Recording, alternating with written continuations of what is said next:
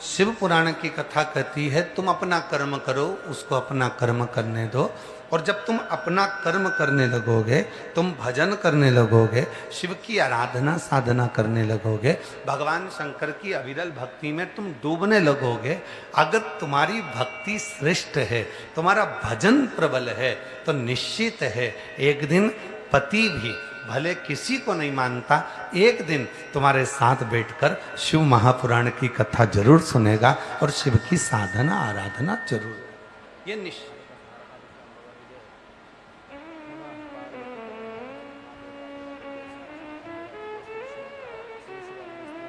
शिव की साधना करेगा वो। अब तुम्हारी भक्ति में बल होना चाहिए। हमें एक स्मरण आ रहा है,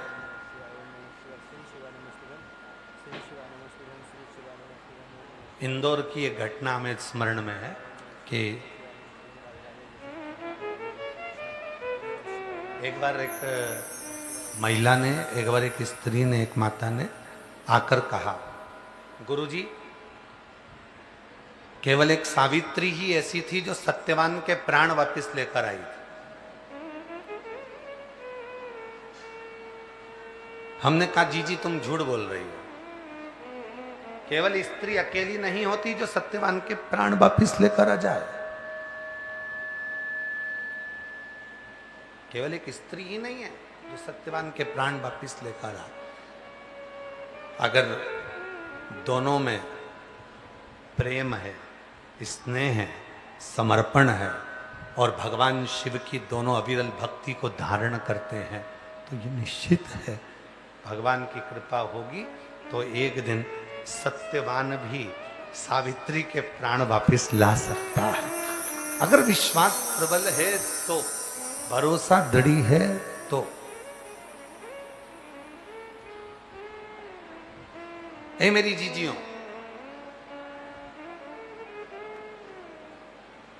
कितना सुंदर लिखा है शिव महापुराण की उमा संहिता कहती है कि धर्म पत्नी जो दान करती है, जो पुण्य करती है, जो सत्कर्म करती है, जो व्रत करती है, जो उपवास करती है, जो साधना करती है, तो पति के खाते में भी जाता है, ससुराल के खाते में भी जाता है और मायके के खाते में भी जाता है, दोनों जगह जाता है।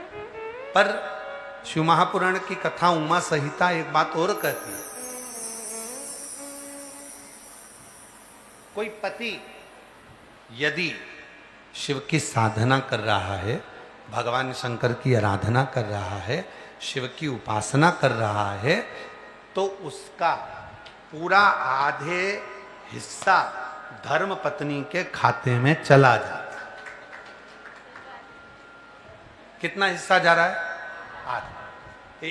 इसीलिए शायद यह कहा जाता है कि जब हम कहते हैं रिटायरमेंट हो गया, रिटायरमेंट होने के बाद भी आधा मिलता ही रहता है।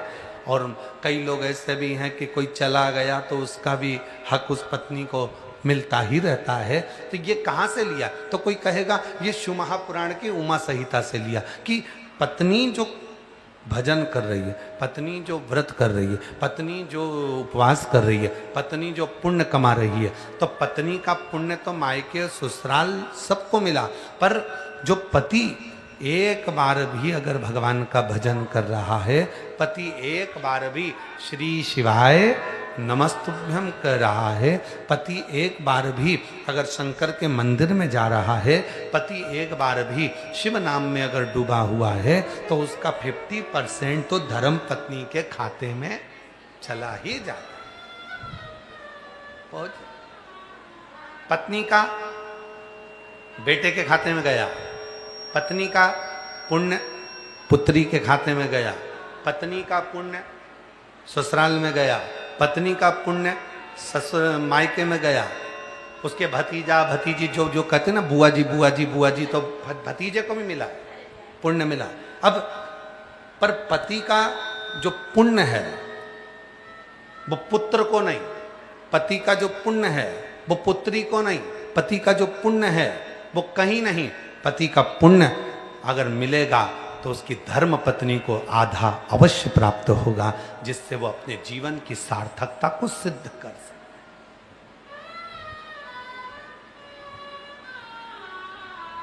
सार्थकता को सिद्ध कर सकते। और मैंने तेरे ही भरोसे बाबा, तेरे ही भरोसे हवा विच उड़ते जावांगे बाबा, डोर तो अच्छा लग रहा है जो गा रहे हैं? अच्छा लग रहा है आपको?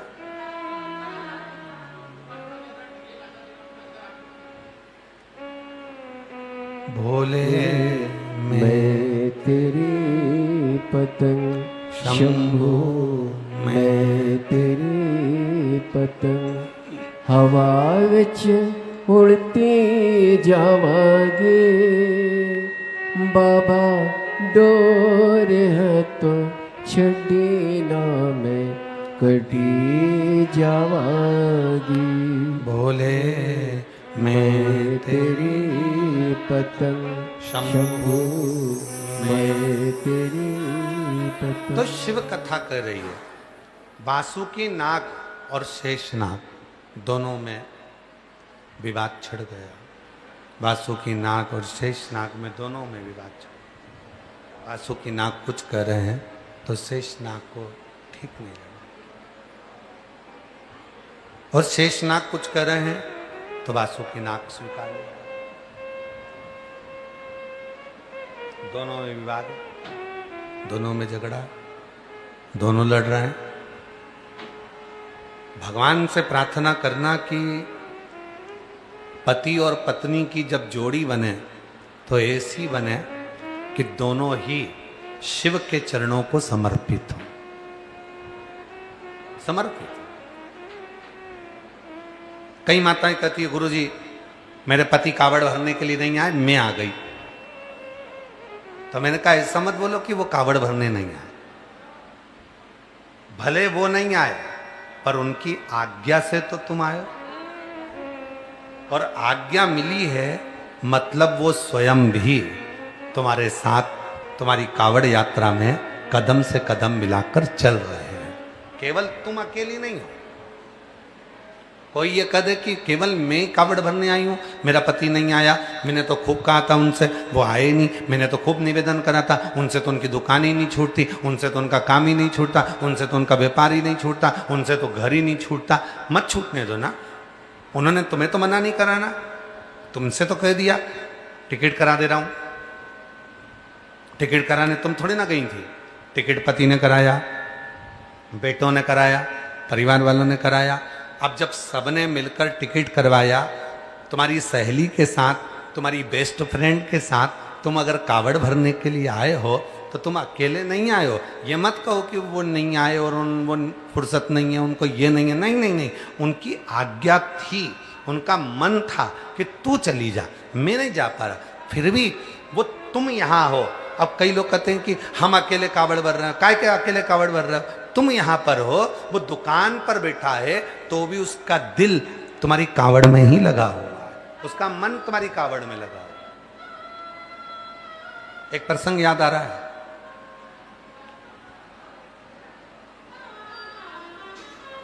दो मित्र थे, दोनों का जन्मदिन एक ही दिन था, और दोनों मित्रों ने विचार करा कि अपना जन्मदिन मनाना है अपने को। चलो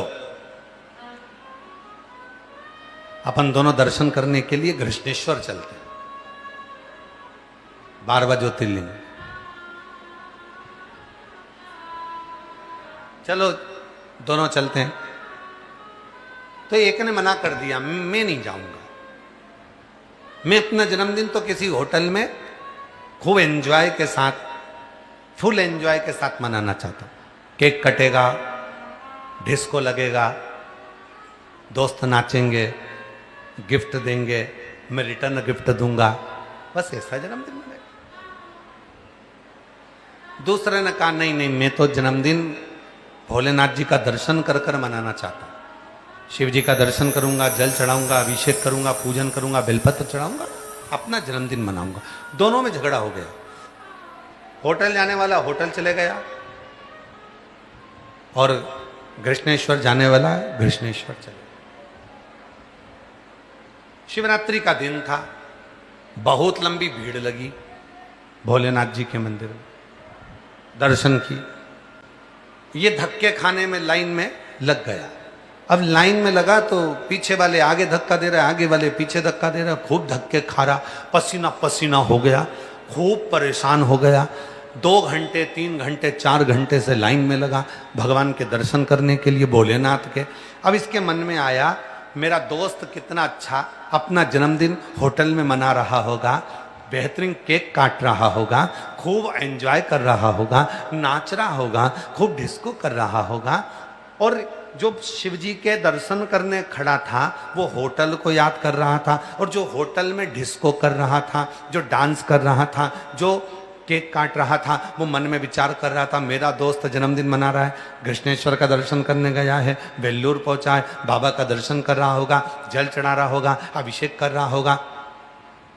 वो कृष्णेश्वर को याद कर रहा है जो केक काट रहा था, होटल में पड़ा था, और जो मंदिर में खड़ा था वो होटल को याद कर रहा। दोनों मिले, 6 महीने के बाद दोनों का एक्सीडेंट हो गया।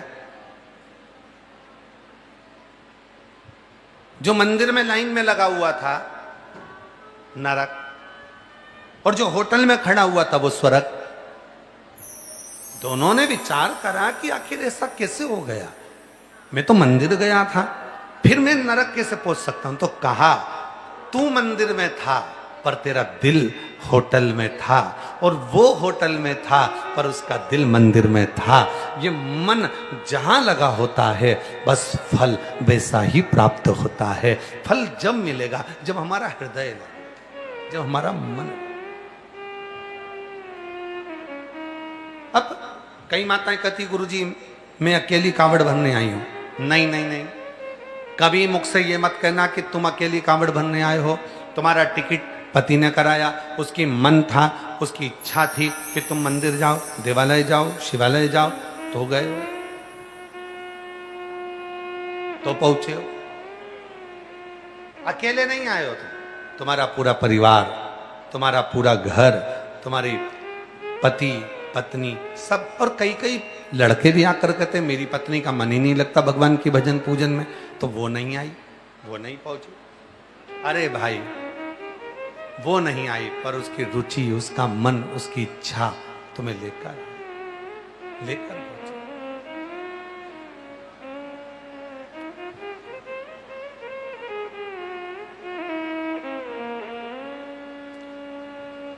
नैन लड़े त्रिपुरारी से मैं उनकी हो, नैन लड़े त्रिपुरारी से मैं उनकी हो गई, मेरे नैनन बरसे नीर सखी में काशी जाऊंगी, मेरे नैनन बरसे नीर सखी में काशी जाऊंगी, काशी जाऊंगी सखी में सीहोर जाऊंगी, काशी जाऊंगी सखी में सीहोर जाऊंगी, मेरे मन में नहीं है धीर सखी में काशी जाऊंगी, मेरे मन में नहीं है धीर सखी में सीहोर जाऊंगी। तो ये विचार छोड़ दो कि मैं अकेली, ये विचार छोड़ दो कि मैं अकेला। तुम अकेले सीहोर नहीं आए, तुम अकेले जल चढ़ाने के लिए बाबा के धाम नहीं आए। जो दुकान पर बैठा है उसने भी अपना दिल, अपना मन, अपना हृदय तुम में लगा कर रखा है। छोड़ो ये बच्चे। कई बार कोई पूजन ऐसी होती है,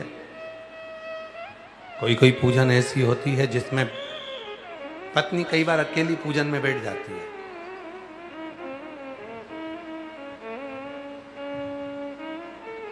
हरतालिका तीज, करवा चौथ, छोटी तीज, बड़ी तीज, संतान साते, छठ। अब आप लोग तो ना जाने कहाँ कहाँ से आए हो, तो हमको तो नहीं मालूम कि तुम्हारे उधर कौन सी पूजन होती है, पर कोई कोई पूजन ऐसी होती है कि पति दुकान पर रहता है, अपने काम में लगा रहता है, पत्नी अपना चुंदड़ी मुंदड़ी पहनकर अपना श्रृंगार कर कर उस पूजन में बैठ जाती है और अपने हिसाब से वो पूजन कर लेती है। छोटी पूजन घर में जो छोटी सी पाटा माटा लगाकर अपने हिसाब से वो कर लेती। अब ऐसे तो शास्त्र कहता है कि पूजन करने बैठो तो पति को साथ में रखो, और पति पूजन करने बैठे तो धर्म पत्नी को साथ रखो। अब उस पूजन में तो तुम अकेली बैठी हो। जो छोटी पूजन तुम्हारे घर में उद्यापन की पूजन कोई करती हो, कोई करवा चौथ का पूजन कर रही हो, कोई पंचमी का कर रही हो, कोई छठ का कर रही हो, कोई तीज का कर रही हो, कोई दूज का कर रही हो, कोई भी पूजन तुम करती हो घर के अंदर, कोई दीवाल पे बनाकर करती हो, कोई पाटे पे बनाकर करती हो, तो जो पूजन तुम कर रही हो तुम तो अकेली कर रही हो, अकेली। फिर उस पूजन का फल जो तुम अकेली बैठकर कर रही हो वो मिलेगा कि नहीं मिलेगा? तो शिव महापुराण में स्वयं भगवान श्री महेश से माता उमा जी ने पूछा था, जब नारी अकेली पूजन करने बैठेगी, मान लो कोई पूजन ऐसी है जो अकेली कर रही है, हरतालिका तीज कर रही है, करवा चौथ कर रही है, तीज कर रही है, छठ कर रही है, पंचमी कर रही है, दूज कर रही है, उस पूजन का फल स्त्री को प्राप्त होगा कि नहीं होगा? तब शिव जी ने कहा, भगवान महेश बोले, सुनो पार्वती, जब कोई स्त्री अपने घर के आंगन में, अपने घर के क्यारे में, अपने घर के अंदर बैठकर जब कोई भी पूजन भले अकेली भी करती है, या मंदिर के अंदर बैठकर कोई भी पूजन अकेली करती है, या यज्ञ मंडप में बैठकर भी कोई पूजन अकेली भी करती है, तो वो पूजन अकेली नहीं मानी जाती, वो दोनों की जोड़े से ही मानी जाती, दोनों की जोड़े से मानी जाती। क्यों? ये सिर पे पल्लू रखा, काय के लिए रखा? क्या है ये पल्लू? पल्लू है क्या? ये तो साड़ी का एक पल्लू हमने हमारे सिर पर रख लिया, तो है क्या? तो कहा ये सिर पर जो पल्लू रहता है ये हमारे ससुराल के, हमारे पूर्वजों का, हमारे पितरों का, हमारे घर के कुल देवी देवता का हमारे ऊपर आशीर्वाद रहता है। तो मान लो घर के अंदर कभी कभी सिर पे से पल्लू खसक जाता है, तो क्या उनका आशीर्वाद समाप्त हो जाता है? नहीं। कहा जिस घर के अंदर पितरों की पूजन, जिस घर के अंदर कुल देवी देवता की पूजन, जिस घर के अंदर भगवान शिव की आराधना साधना, तुलसी का क्यारा या भगवान शंकर की आराधना साधना होती है, उस घर की छत के नीचे कहीं पर भी पूजन कर लो, उसका फल अकेले प्राप्त नहीं होता, पति के साथ ही प्राप्त होता है, पुण्य फल प्राप्त होता है। वो पूजन अकेली नहीं मानी जाती। हाँ, खुले आसमान में अगर कोई पूजन कर रहे हो तो उसका फल, इसलिए कहा कि खुले आसमान में भी पूजन करना तो सिर पे पल्लू डालकर करना। सिर पे पल्लू डालकर क्यों? हमारे पूर्वज हमारे साथ हैं, हमारी कुल देवी हमारे साथ हैं, हमारे पति देव हमारे साथ में हैं, हमारा पूरा पितृदेव, आहूत देव, वासुक देव, ये सारे देवता हमारे साथ में विराजमान है। इसलिए सिर पे पल्लू डालकर माताएं अपनी पूजन साधना आराधना करती, भजन करती।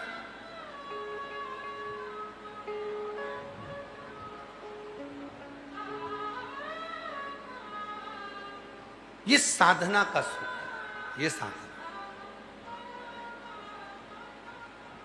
महाराज, मैंने तेरे ही भरोसे बाबा, तेरे ही भरोसे हवा विच उड़ती जावांगी, बाबा डोर हथों छड़ी ना मैं कटी जावांगी।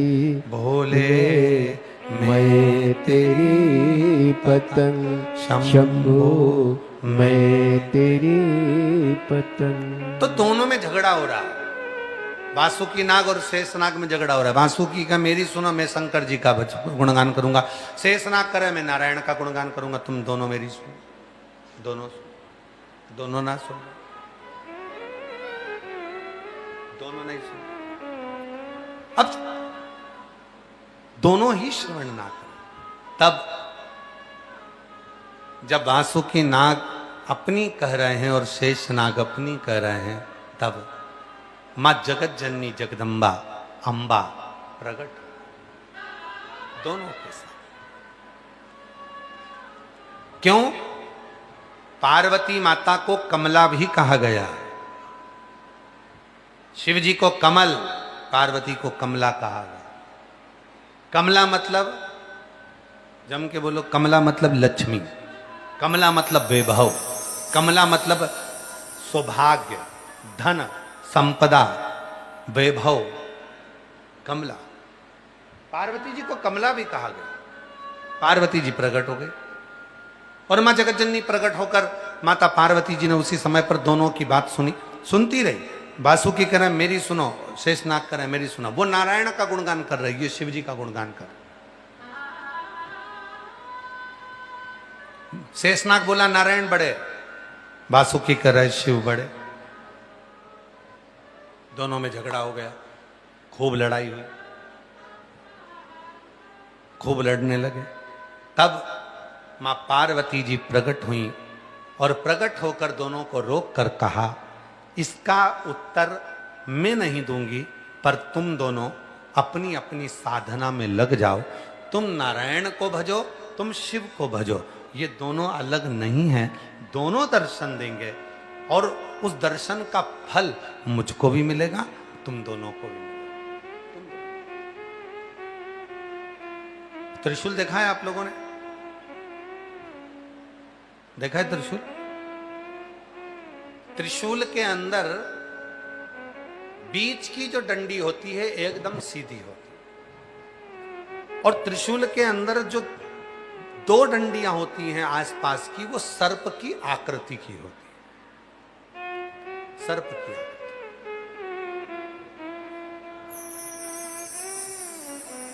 या रखा हो सत्यम जी सामने त्रिशूल रखा होगा, जरा लेकर, छोटा त्रिशूल हो या बड़ा त्रिशूल हो, उससे लेकर रखा। हाँ, यहां भी दिख रहा है, ठीक है। तो बीच की जो डंडी होती है त्रिशूल की, वो एकदम सीधी है, और जो आसपास की जो दो डंडियां हैं वो आड़ी टेढ़ी है, दोनों आड़ी टेढ़ी। देखो बच्चे का ध्यान पूरा है शिव जी पर। बाबू तुरंत कह दिया कि सामने बना है त्रिशूल।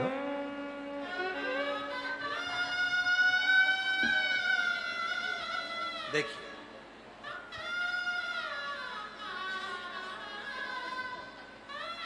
अब ये त्रिशूल है, इसकी एक डंडी बिल्कुल सीधी है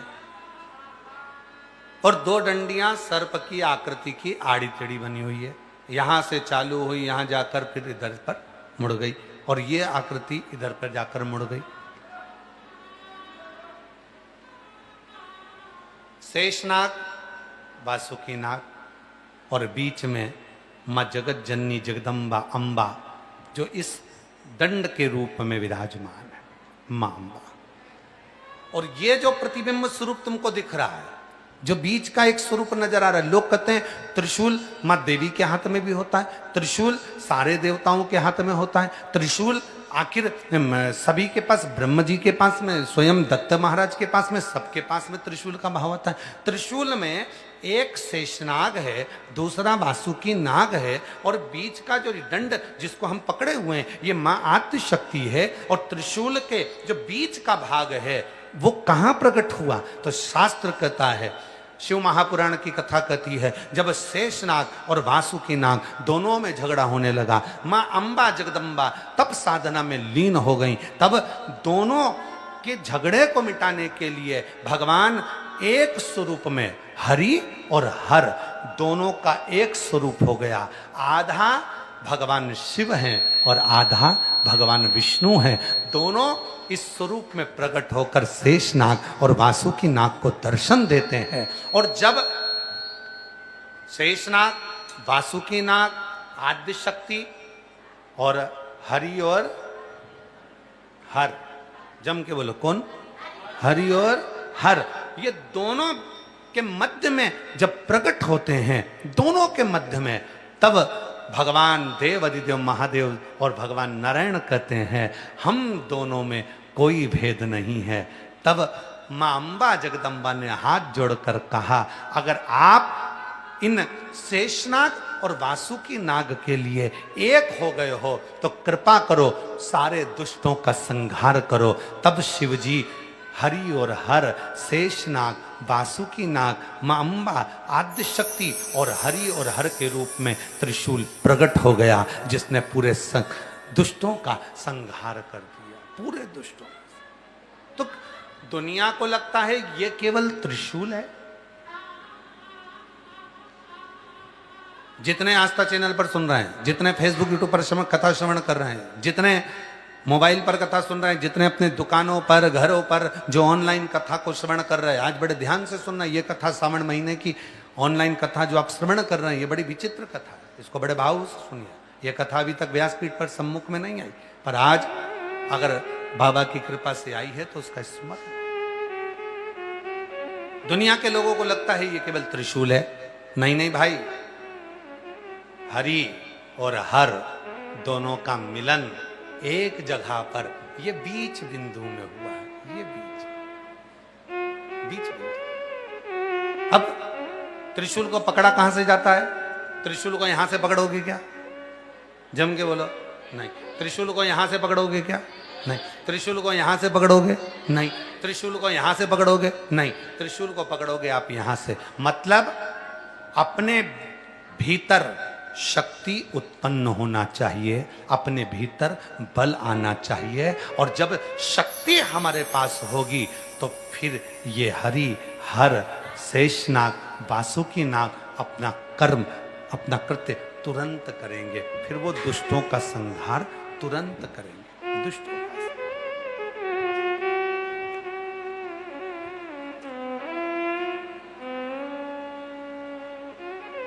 और महादेव नमन चरणों में स्वीकार कीजिए, सबका किया है मेरा भी उद्धार कीजिए, उद्धार कीजिए। हे त्रिकुंडधारी, हे त्रिशूलधारी, हे त्रिकुंडधारी, हे त्रिशूलधारी। चरणों में तेरे बाबा जी पावन है चारों धाम। चरणों में तेरे बाबा जी पावन है चारों धाम। तेरी देव करते वंदना, पूजे सीताराम। तेरी देव करते वंदना, पूजे सीताराम। हो जाए पूरी कामना, हो जाए पूरी कामना। उपकार कीजिए, सबका किया है मेरा भी उद्धार कीजिए, उद्धार कीजिए। हे त्रिपुंडधारी, हे त्रिशूलधारी, हे त्रिपुंडधारी, हे त्रिशूलधारी। तो ये दंड जो नजर आ रहा है, ये क्या है? दुर्गा भवानी आद्य शक्ति, आद्य शक्ति। ये भाग वासुकी, शेषनाग और बीज का जो अंश नजर आ रहा है, ये केवल एक नहीं है, ये केवल एक नहीं है। ये दुनिया की दृष्टि में एक दिखता है, त्रिशूल एक, ना ना ना ना ना। हरि और हर दोनों का मिलन है, दोनों का मिलन। बढ़िया। इसीलिए हमारे यहाँ कहा जाता है, कई लोग जितने टीवी पर कथा सुन रहे हैं, आप लोगों में से कई लोग, आप लोग जो बैठकर कथा सुन रहे हैं, कई लोग एक नियम बनाते हैं, 12 महीने में 12 ज्योतिर्लिंग करूंगी। और शिव पुराण क्या कहती है? 12 महीने में नहीं, आराम से 12 वर्ष का भी संकल्प मत लो तुम, तो आराम से मेरा भोले बाबा जब चाहे तब ज्योतिर्लिंग का दर्शन करा। 12 महीने में पीछा नहीं छुड़ाना है। कई माताओं का नियम रहता है, मैं बस मेरे, आप देखना नवरात्रि के व्रत लेती हैं तो मैं 9 दिन बस नवरात्रि का व्रत करूंगी, मैं 5 दिन का ये व्रत करूंगी, मैं 4 दिन का व्रत, मतलब वो 9 व्रत करने के बाद आप माता रानी को भूल जाओगे, या आप सावन के महीने का व्रत कर कर शिव को भूल जाओगे। आप लोगों का नियम, शिव पुराण की कथा कहती है, अगर कोई तुमसे कहे कि 12 महीने में 12 ज्योतिर्लिंग का नियम धारण करो, तुम साफ मना कर दो, नहीं, मेरे पिताजी से मिलने के लिए 12 महीने नहीं, मेरे पिताजी से मिलने के लिए तो पूरी जिंदगी मेरी मौजूद है, पूरी जिंदगी। ये 12 महीने का नहीं। हो सकता है कभी कभी मन में आ जाए, काशी 2 बार बुला ले, ओमकारेश्वर 3-4 बार बुला ले, आप लोग सीहोर आओ तो उज्जैन अवंतिका पुरी 2-4 बार चले जाओ, तो कोई जरूरी है कि एक ही बार जाऊंगी? नहीं, मेरा बाबा जब चाहेगा तब मैं जाऊं, बारंबार जाऊं। कई लोग कह देते 12 महीने में मैं 12 ज्योतिर्लिंग कर लूंगी, और कई लोग कह देते 12 महीने में 12 ज्योतिर्लिंग कर लो तो उसका पुण्य ज्यादा मिलता है। अरे भाई, शिव महापुराण की कथा को पढ़कर देखिए, स्कंद पुराण को पढ़कर देखिए, उसमें ये कहीं नहीं लिखा कि 12 महीने में 12 ज्योतिर्लिंग करो, या 12 दिन के अंदर 12 ज्योतिर्लिंग करो, या 12 घंटे में 12 ज्योतिर्लिंग करो, ये कहीं नहीं लिखा। यहाँ तो ये लिखा है कि अपने पिता से मिलने के लिए जब मन कर जाए, जब तुम्हारी इच्छा कर जाए, जब तुम्हारा भाव हो, तब जाओ, तब जाओ। और मेरे भोले तेरा सहारा है, मेरे भोले तेरा सहारा है, मेरी नैया का तू किनारा है, मेरी नैया का तू किनारा है। मेरे बाबा तुझे पुकारा है, मेरे बाबा तुझे पुकारा है, मेरी नैया का तू किनारा है, मेरी नैया का तू किनारा है। जब मन करे, 12 महीने में 12 ज्योतिर्लिंग नहीं, 12 दिन में 12 ज्योतिर्लिंग नहीं, 12 वर्ष में 12 ज्योतिर्लिंग नहीं, जब तक श्वास है तब तक मैं तुम्हारा हूं। पूर्ण नहीं, छोड़कर रखो थोड़ा सा।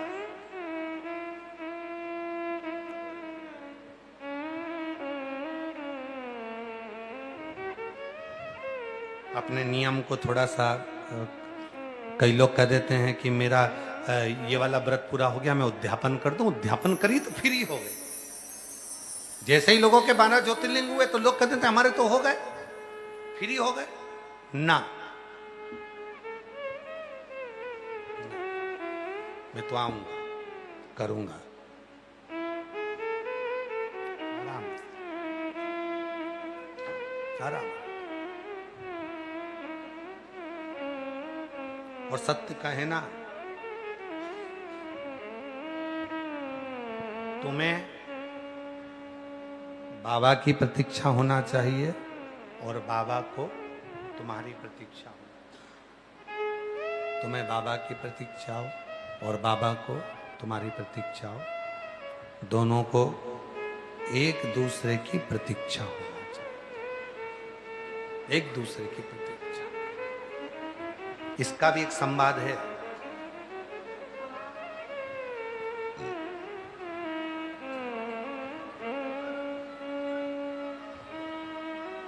एक